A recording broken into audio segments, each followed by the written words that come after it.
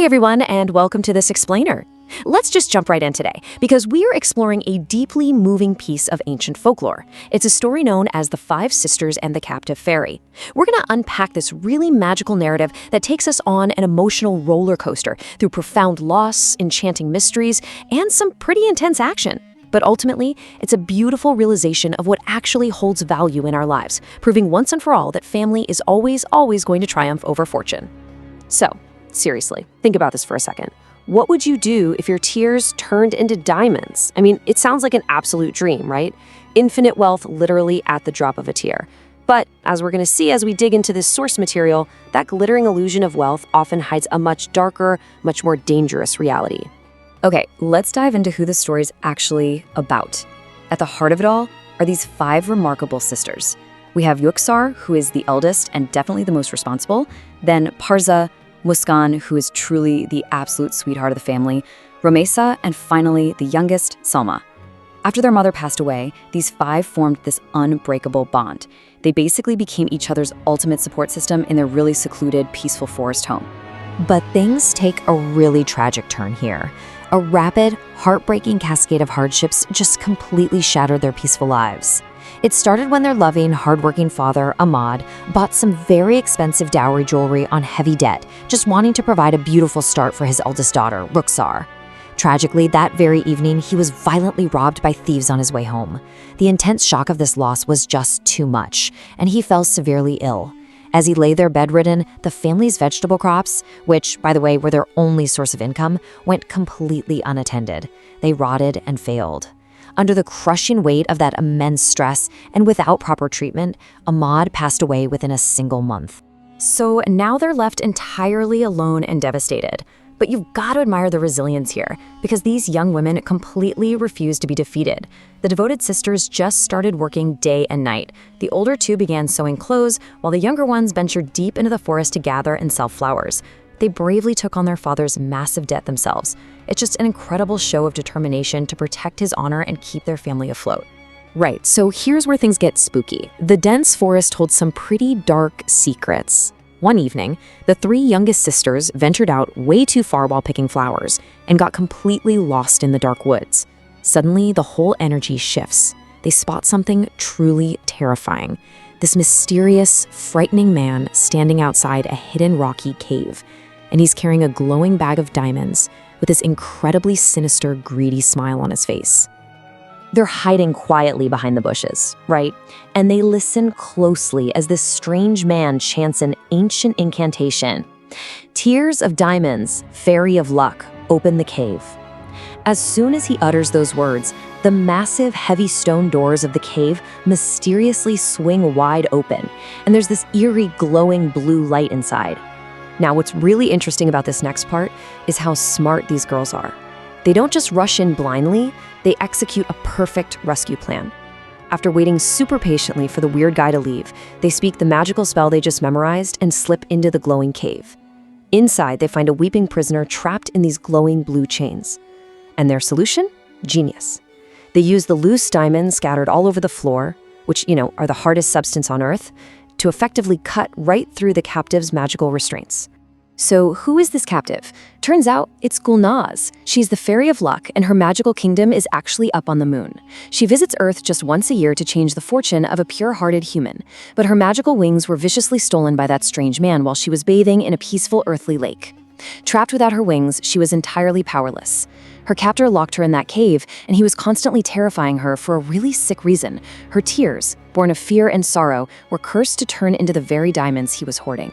The sisters successfully rescue Gulnaz and sneak her back to their home. They take care of her with absolutely zero expectations. They just genuinely want her to be safe and to never have to cry again. But upon hearing the heartbreaking story of the sisters' late father, Gulnaz is just deeply moved. Touched by their pure, untainted kindness, she actually sheds tears of deep empathy. These aren't tears of terror anymore, but of profound sorrow for their loss. And boom, it instantly creates a massive mountain of glittering diamonds right there in their living room. This unexpected wealth born purely from empathy and not greed fully clears the family's debt. And this brilliantly illustrates something we see all too often, the darker side of wealth. Take a look at Zahid, Rukhsar's former fiancé. During their absolute lowest point of agonizing poverty and grief, Zahid and his father flat out canceled the wedding and abandoned Ruxar completely. But the literal moment they became wealthy, Zahid came running back, begging for forgiveness and claiming he always cared. Ruxar saw right through this conditional, hypocritical nonsense and turned him away forever. Good for her, right? It really makes you reflect on how fortunes can unmask people's true intentions. However, you can't just have a mountain of magical diamonds without attracting some serious danger. The strange man from the forest discovers his fairy is missing and traces her directly back to the sisters. We find out he is actually Shamlock, an incredibly dangerous ancient wizard. In an absolute vengeful rage, he just appears outside their home and kidnaps Muskan right into thin air. Now, there was zero hesitation from the remaining girls. Refusing to abandon their beloved sister, they, along with the fairy, rushed straight into the desolate wasteland to infiltrate Shamlock's terrifying, isolated castle. But Shamlock was expecting them. The moment they arrive, they fall directly into a sinister trap and are locked together in a dark, hopeless dungeon. But even then, despite the sheer terror of it all, they stand shoulder to shoulder. Their unbreakable bond was vastly stronger than their fear. So, the crucial point here is this terrifying number on your screen, 1,000. That is the true horror of Shamlock. He is nearly 1,000 years old. How? He's survived this long by systematically stealing royal children, murdering their parents, erasing their memories, and using them to grind magical diamonds that let him absorb their youth. That's how he maintains his dark immortality. And the scariest part, he was just days away from reaching that 1,000-year mark, which would make him permanently immortal. Inside the castle, Shamlock's magic actually starts to weaken because of the pure-hearted sisters being there. So he sends his supposed son, a young man named Ion, down to the dungeon to extract more diamond tears from the fairy to create a potion. But Gulnaz refuses to cry tears of fear. Instead, she delivers a total bombshell. Looking Ion dead in the eyes, she tells him, "He is the murderer of your parents who erased your memory to enslave you." Obviously, that's a massive claim. So to prove it, Gulnaz hands Ion a single magical diamond tear, explaining that true tears hold the absolute truth. Gazing deeply into that glowing gem, Ion is hit with a devastating vision.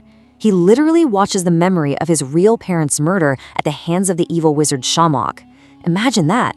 It's this incredible emotional climax where Ion realizes his entire life, his identity, his loyalty, it's all been a cruel lie, built entirely on dark magic. Let's move to how this builds to a crazy, explosive resolution. Confronting the wizard, Ion realizes that Shamlock's dark immortality is physically tethered to this magical locket he wears. So, in a huge surge of righteous fury, Ion snatches the life force locket right off Shamlock's neck and hurls it straight into the roaring fireplace. The moment the locket burns to ash, the evil wizard is destroyed forever, literally bursting into nothingness. With all that oppressive darkness finally lifted, we get this really beautiful resolution. Ion immediately returns Gulnaz's stolen wings, which means the Fairy of Luck can finally fly home to her kingdom on the moon. But Ion is left alone, weeping for his lost childhood. He humbly asks the sisters if they would accept him as the protective brother they had always wished for. Moved by his incredible courage and seeing his good heart, the sisters happily accept him. A true, loving family is formed right there. And what do they do next? This might be my favorite part. They make a profound, life-altering choice. Leaving the dark magic, the desolate castle, and even that overwhelming glittering wealth completely behind, they all walk away. They return to their father's humble vegetable farm, they put in the hard work, and completely restore it. They finally realize that the shiny illusion of extreme wealth just totally pales in comparison to genuine, unconditional love. True peace didn't lie in hoarding diamond tears, but in their shared bond and the simple, honest work of their own hands. Which brings us right back to where we started, but with a much deeper, richer understanding. Diamonds can bring wealth, sure, but can they buy true happiness? The five sisters and Ion learned the hard way that while fortune can temporarily pay debts and attract false friends, it's genuine empathy, unwavering courage, and unconditional love that build a real, lasting home. Thank you so much for joining me on this explainer. I really hope diving into this amazing piece of folklore leaves you reflecting deeply on what you truly value most in your own life. Catch you next time.